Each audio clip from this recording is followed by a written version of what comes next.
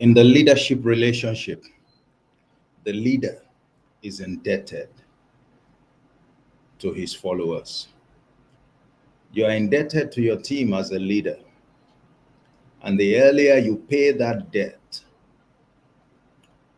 the earlier you see success in all the efforts that you are putting in. One reason why you are frustrated, one reason why you may be discouraged, one reason why you may still be struggling to show that you are a true leader is because you have refused to pay your indebtedness to your people.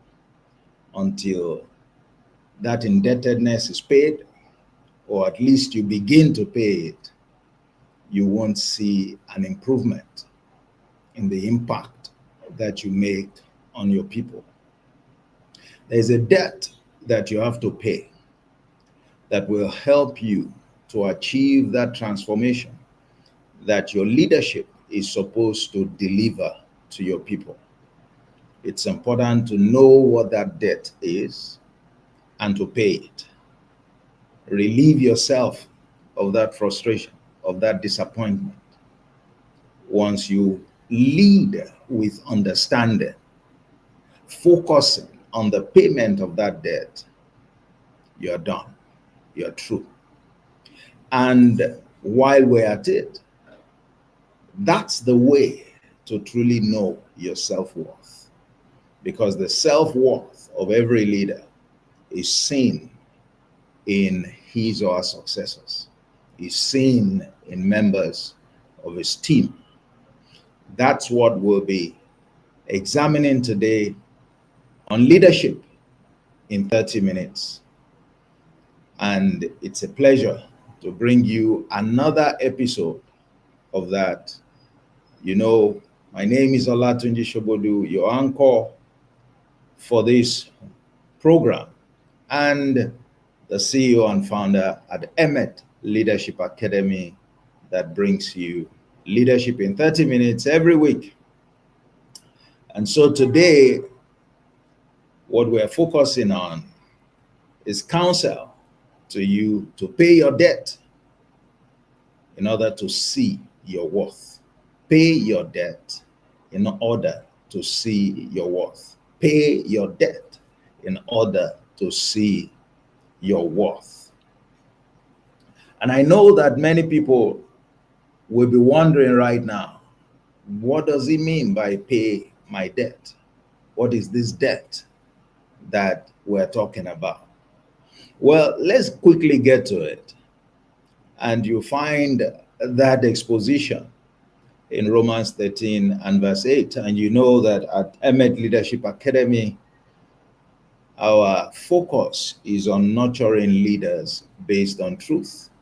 And that truth is found nowhere else but the Word of God. And what does Romans 13:8 tell us? It tells us a principle, a requirement that we must comply with when it comes to interacting with other people. And this requirement, if it applies to everybody else, you know that it applies even more to leaders. It applies even more to leaders. And it tells you that you are perpetually indebted as a leader to your followers. It says, owe no man anything but to love one another. Owe no man anything but to love one another. For he who loves another has fulfilled the law. For he who loves another has fulfilled the law. I mean, you are not a stranger to the centrality, to the core nature of that attribute, love. All right. And so it applies to leaders. If leaders must be examples, if leaders must show the way, if leaders are also in the business of interacting with others, then it must apply to them. That statement says the only obligation, the only indebtedness that you will have or you should have to others is love. So you are perpetually indebted. Everyone you meet, especially your followers, you are perpetually indebted. You are perpetually indebted. Now, one of the reasons that this is so, one of the things that we can infer from this truth is that every man has a need, and everyone has a need to be loved. I want to be loved. I'm sure you want to be loved. And it's probably the greatest need that we have, although many of us will not acknowledge it. And indeed, some of the things that we regard as needs will only be met by gestures of love, by gestures of love. For example, David was so excited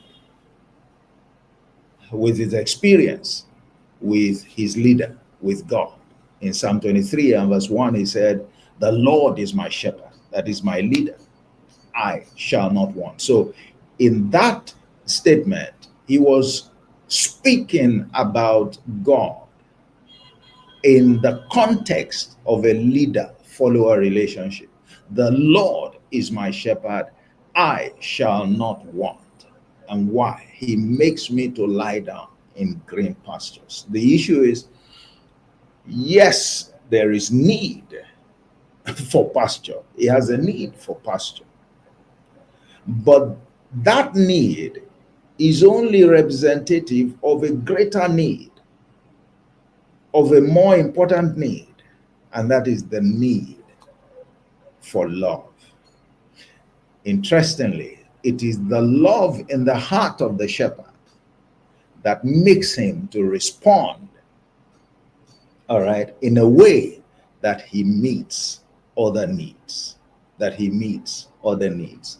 So we have a paramount or primary or priority need for love, every one of us. So our interactions must be ruled by that focus, the focus to meet the love need of others. And it is much more a responsibility, an obligation, mandatory for leaders, mandatory for leaders. And the truth about this is, you, as long as you have followers, you will always be in perpetual need.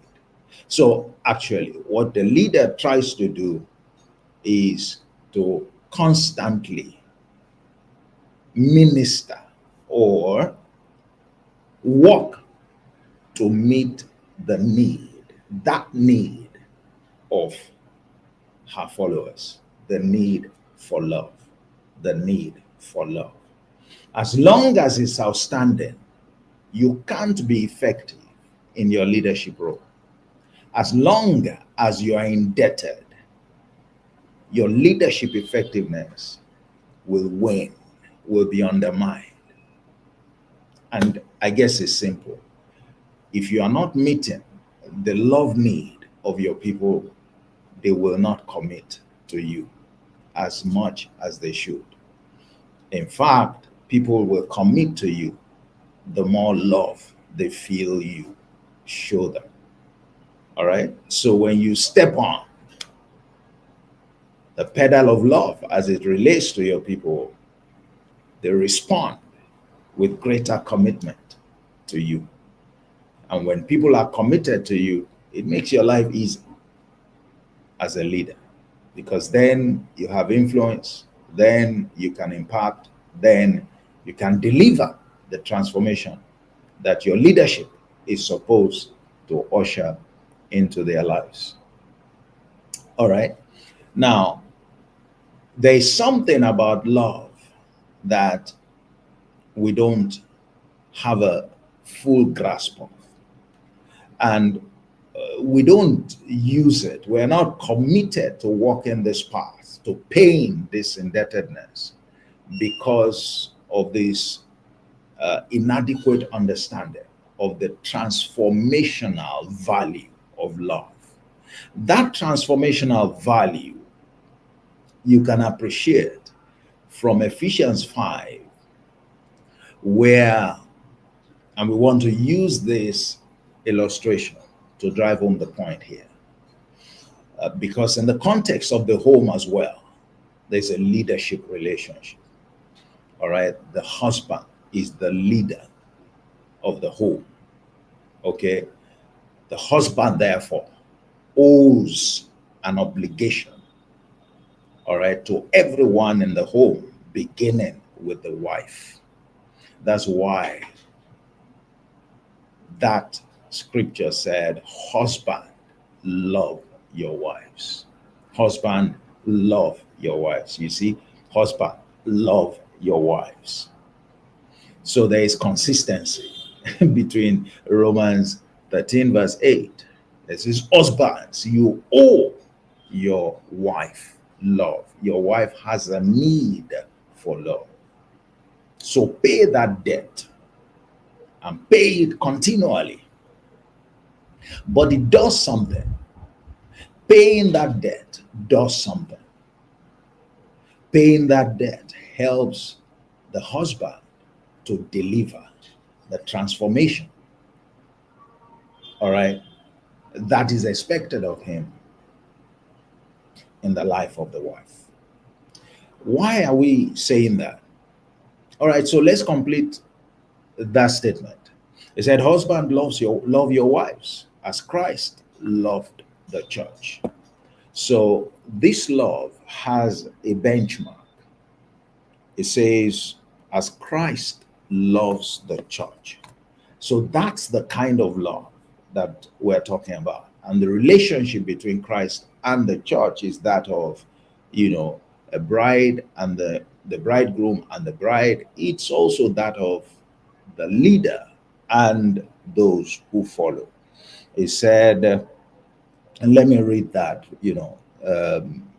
it says, even as Christ also loved the church and gave himself for it, or if you like, and sacrificed himself for it. So this love is sacrificial.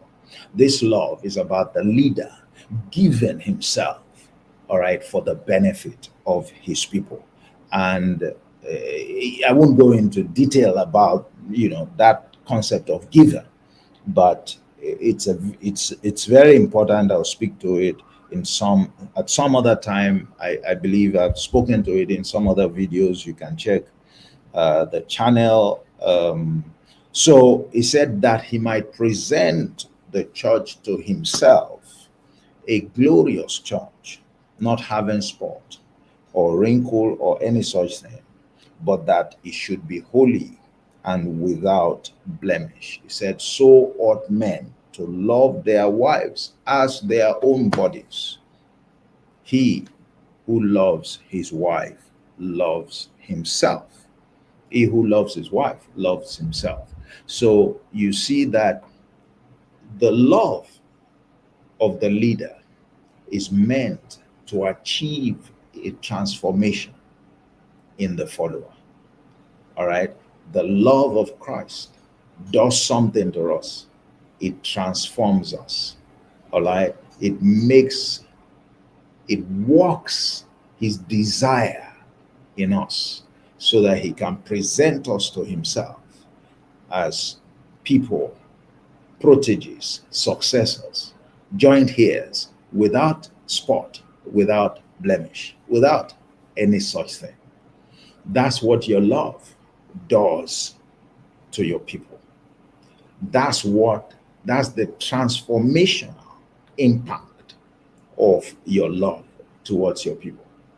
And what is that transformation that you are trying to deliver? The transformation you are trying to deliver is one that replicates your very essence, the things that make you tick, the attributes that are of great value to you. What defines you as you, to replicate it or to share it with your people. That's the sense in which I use the word pay your debt to see your worth. That is, if you pay your debt of love to your people, you will create access, the opportunity to transform their lives to reflect who you are. So leaders, the work of leaders is to replicate what truly matters in them, about them, that makes that competent in their people. Love is one way to do that. It's the most important way to do that. It's a great instrument for do that. It's the platform to make that happen. Okay, so and until you do that, you don't even know how valuable you are. You don't know how valuable you are. It's like looking at yourself in the mirror. You appreciate who you truly are when you look at yourself in the mirror. Without looking at yourself in the mirror, as it were, you can't truly appreciate your value. So when you have the opportunity of leading, you have the opportunity of appreciating who you truly are. How? By successfully replicating the very essence of you in your people. And so you see yourself in your people. That way you can truly appreciate your worth. That way you can truly improve on yourself. All right? So you see, the way to do it is you owe your people love once you come into that leadership relationship. That love helps to meet their need. That love secures their commitment to you. That love gives you access to be able to influence their lives accordingly. And so, I mean, don't you know that if someone truly shows me love, I will be committed to following everything that the person says. That's the way it is. All right. Love provokes obedience. When somebody that shows me love gives me instructions, I would implement them. And implementing the instructions, obeying his directives, heeding his counsel are the things that bring about transformation. That's how you and I are transformed, by Jesus. Okay?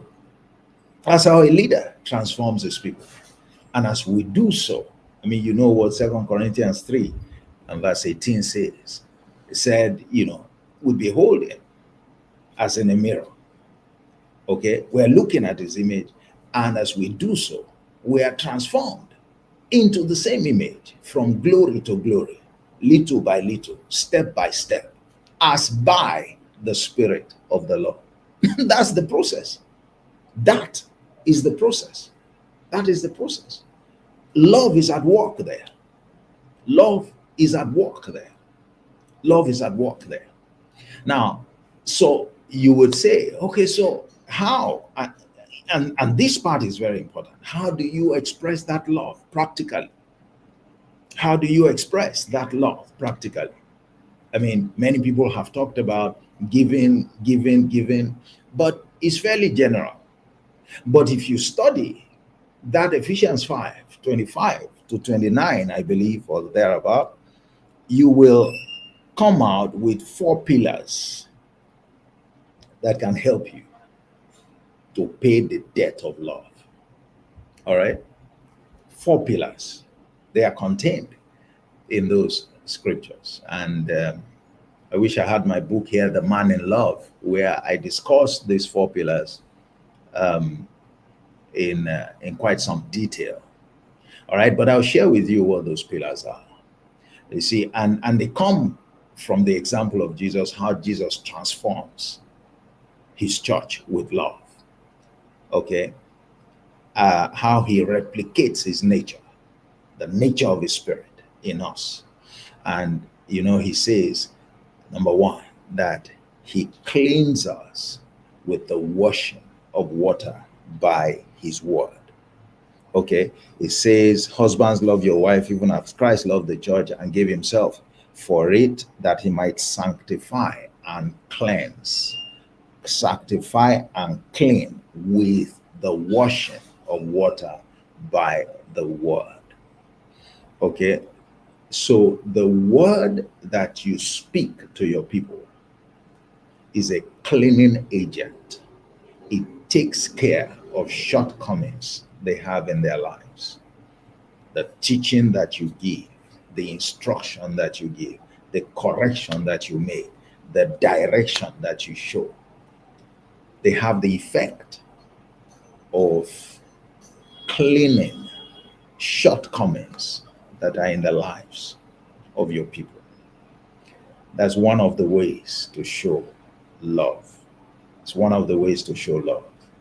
As you speak to them, you are washing them, as it were, with water, using your word.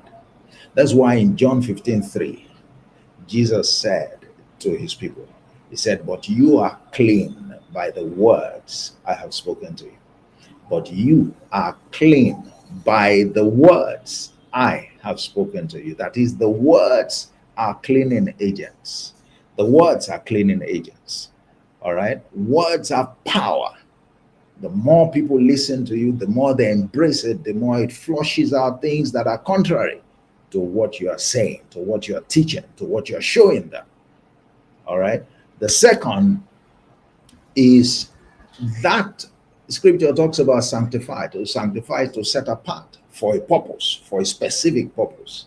All right, is to prepare for a specific purpose. In this case, all right, it is to what you are doing with your people is that, as it were, your interaction is towards making them leaders. They know the reason they are following you is not to become any other thing except a leader like you. That's all that a leader does. All that a leader does. The most important KPI for a leader is, do the people reporting to you become leaders under you? That's the most important KPI. It's not the profits, it's not the efficiency, it's not the cost, it's not all of those things that we typically define as KPIs. All right, they just mislead people in terms of what leadership is about. Leadership is first about the person that is reporting to you. What does that person become under you? That's your first and most important measure of leadership impact and success. All right, so to sanctify means to set apart. Is also done by your words, because you use your words in a very intentional manner. Why? Because you are focused on the purpose of your interaction with your people, which is to make them into leaders. I mean, if that is the purpose of your interaction with your people, there are things you won't say to them. You won't speak idle words. You will speak words that contain substance, geared towards turning them into a leader like yourself. That's why leaders must watch what they say, must be deliberate, intentional about what they say. There is what you must say, there is what a leader must never say. So you set your people apart, all right, to become leaders, to journey with you, to become leaders. Jesus did that. He revealed that in John 17:17. He said, sanctify them by your word. Your word is true. He was talking about his people. He was talking to God about his people. You see the heart of the leader for that. An expression of love. An expression of love. All right, we see that in Ephesians 5. It's an expression of love. Okay, so the first is to clean by your words. The second is to set them apart also by your words. The third is what? Is to nourish them. The third is to nourish them. And you know what nourishment means? Nourishment means you are meeting, okay,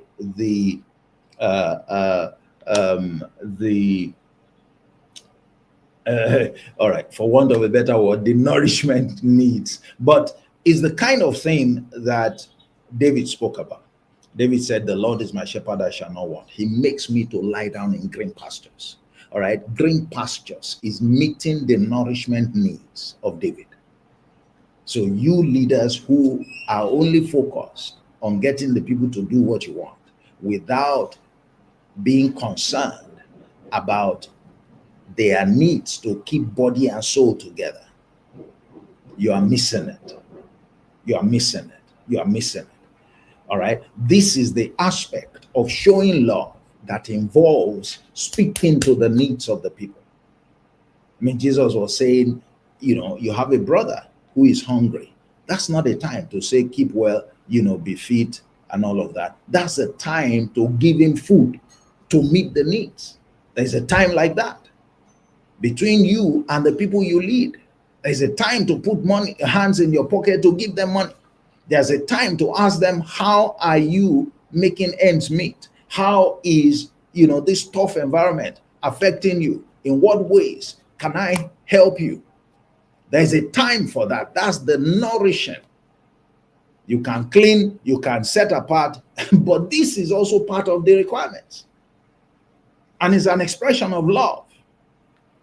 It's a clear expression of love. It's a clear expression of love. It's a clear expression of love. That's why Jesus said in Matthew 25, when he was talking, he said, every time that you gave that man who was thirsty water, you are doing it for me. An act of love.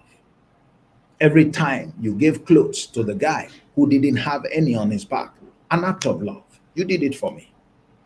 And that's what qualified those people, all right, to be admitted into his kingdom. Love. Love. So to nourish is an expression of love. And you will find it there. It's actually in verse 29 of Ephesians 5. It said, for no man ever yet hated his own flesh, but nourishes and cherishes it. And that tells you what my number 4 is going to be. Even as the Lord does the church. So part of how God shows his love for his bride, his bride, part of how he brings about our transformation, all right, by getting us to dedicate ourselves to obeying the words that he speaks, which are the instruments, all right, for transforming us, is to meet our nourishment needs and our cherishing needs, our need to be cherished. So that is knowledge. Number 4 is to cherish. What does to cherish mean? To cherish means, to show that you value, that this person is of great value. You want to cherish your wife, you know how to do that. There are things that you do. You show respect, you honor her, all right? You refrain from abuses, you refrain, all right, from, making her uncomfortable. To cherish, there is a scope for doing that with your people. You don't talk down on them. You don't relate with them in a way that, erodes their self-esteem. You make them feel that they are members of your team, that they bring value to your team. You appreciate the value they bring. You show that you cherish somebody. When they do well, you salute them. You salute them. When they are facing emotional challenges, you empathize with them. That's how you show that you cherish. And it's another way of expressing love. Imagine someone who says, he's my leader and all he wants from me is to just get the job done. Whether I have issues, whether I'm bothered, whether, I'm not in the right frame of mind, he's not bothered about all of that. He says, well, we've come here to work, let's just walk. Please leave your problems at the gate.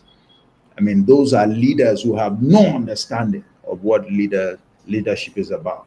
How do you expect a human being? Human beings are emotional beings. You want them to drop their emotions at the gate and you still want to get the best of them. That's not how it works. You will never get the best of someone who is having emotional issues. What a true leader does is to try and find out what's the problem. You may not be able to solve the problem. All that the person needs is for you to show understanding, is for you to show that my problems, you feel for me, and you can offer counsel. Because many times emotional problems, no one can solve them, all right, other than maybe the person facing them. That's why people need counsel. Counsel is the first prescription for emotional problems. Counsel. And that counsel can come from you as a leader. Okay, so these are 4 ways. They are not mutually, they are mutually exclusive. They are things you should do simultaneously, because together they help you to express that love. So for some of you who may be saying, so how do you express? It's not just buying things for people. All right. If you buy things for somebody and the day the person has emotional issues, you are unable to relate to that person, the person is going to believe that you don't love them. All right. And it's not enough to just relate to the emotional needs of people. All right. You also need to teach them things. They are, followers, they are looking up to you. There is so much of value that they can gain from you. It's not just the counsel, all right, that attends to their emotional needs. That's why all of these 4 pillars are important. You use your words to clean, you use your words to set them apart, all right, to prepare them for the role, for their role, impending role as leaders, okay? In your interactions, you focus on how to nourish them, how to ensure that their basic needs are met. Stop leading people without paying attention to how they are meeting their basic needs. It's important. You want to get them to submit to you, you want to get them to cooperate with you, you must be interested in how, body and soul are being held together. All right. And then you also must be interested in their emotional issues, relating to them, meeting those needs as well. All of this summarizes what Jesus was saying. He said, man shall not live by bread alone, but by every word that proceeds out of the mouth of God. Now, all of these 4 are things that you do based on understanding. All right. And things that you do predominantly with the words that you speak. Okay. So, like I said, your true worth shows in your successors. You want to truly know your true worth, it shows in your successors. And if you don't succeed in delivering that transformation, all right, in the lives of your successors, you would never know your true worth. You'll be fooling yourself. Why? Because you're not looking in the mirror. The mirror to see the impact of your leadership is your people, the lives of your people. What is happening in their lives? What is happening in their lives? If you are succeeding, we should see you in their lives. You should see you in their lives. If you are succeeding, you won't if you don't pay your debt of love. And I've shown you how to express that love in very practical terms, not following theories, very practical terms. All right. There are different frameworks I could use, but this is the one I chose to use today. So that's what I want to share with us today, that you have a debt to pay as a leader to your people.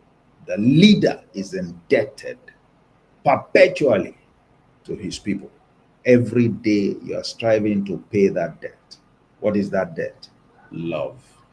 Love is that debt. You owe everyone in your team to love them, to love them, to love them. All right? You owe them that. You owe them that. When Jesus was washing the feet of the people, he said, do you see what I'm doing? Okay, see what I'm doing? It was an act of love. It was demonstrating something there. And he finished and said to them, you two love one another, by the way. It's part of the deal. Okay, so you need to pay that debt. That debt secures their commitment to you, which opens their lives up to being influenced by you as you desire. Because when people truly love you, they will do what you say they should do. They also want to reciprocate. They want to show that they appreciate it. You foster, a quality relationship with them where there is mutual trust and there is mutual commitment. And as they do the things that you say, as that relationship, okay, as the interactions keep up, healthy, you see much of you beginning to show in their lives. And ultimately, you begin to appreciate you in them. And that helps you to appreciate your true worth. And the more you grow in the quality of love that you show, the more beneficial it is for you, because your strength of character is increasing. Don't forget that love is a cornerstone of character. And the more you grow in love, the stronger your character and the greater the impact you make on your people, and the greater the worth of who you are that you see in your people. I hope that's not too complicated. Pardon me if it is, but hopefully, I've been able to deliver today's message to call you to something to the fact that we're all indebted. All right, as leaders, we're indebted to our people, and we must ensure that that debt is paid so that our leadership is effective. If it's not, it will undermine the effectiveness of our leadership, and it will be a reflection of our true worth. We're not really worth much in the end if we're unable to replicate it or to transfer it or to share it with our people. We're not worth much. That means you have virtues that are not useful for anybody. If all your virtues are useful for you alone, that's a shame. Because your virtues are like a candle. The fire on your candle, they are meant to be shared with others. And the beauty is that the more you share it, all right, you never lose anything. The candle never loses that fire. If one candle shares with 1,000,000 candles, the fire will still be on the original candle. But imagine the glory for that single candle looking at 1,000,000 other candles that are burning on account of what he or she have shared. So your true worth, allow it to blossom. All right, put yourself in that fulfillment mode where the joy that you get is from how your life has transformed the lives of others, how the fire that you carry, all right, has been shared and is now helping others, all right, in their journey in life. That's the message for today. I want to thank you for joining me, and I want to encourage you to give feedback. Please put your views in the comments, share the link if you have been, if this broadcast add value to you, why not share it with others? We've been talking about love. You owe you owe it to love others as well. And one of the ways to do that, if you find something that's valuable to you, that has been a benefit, share it with them. Share it with them. Jesus said, I'm washing your feet now. You're benefiting now. But love one another. As I have done to you, make sure you do to others. That's a word for you to put into practice what you have just learned, at least an aspect of what you have just learned. And I want to encourage you as well to consider joining my programs on leadership, focused on leadership. And I'll just mention some of them. You can check them in the description area. There's one that we're currently on right now. It every month, starts first of every month for 14 days. I call it the Equip Bootcamp, the Equip Fast Track Bootcamp. And the focus is on upgrading your capacity to excel, upgrading your capacity to excel. All right, come on this program, 40 days. We're going through some very deep things. I am leading, just like Jesus went for 40 days and 40 nights. That's the kind of program this is. But when you come out of it, when you come out of it, even you know that something major has happened to you. It's a one of a kind adventure. It's not an ordinary study. It's not an ordinary, course. 40 consecutive nights. Invest 1.5 hours only. But what you will get, you will contact the spirit of excellence. You will cultivate it and then go on to nurture it. And you see how it makes you a preferred choice wherever it is that you find yourself. That is the program. Is called Equip. You can get on, and register, secure your seat for the next cohort that begins on the 1st of next month. The program starts on the 1st of every month. Then you have another one.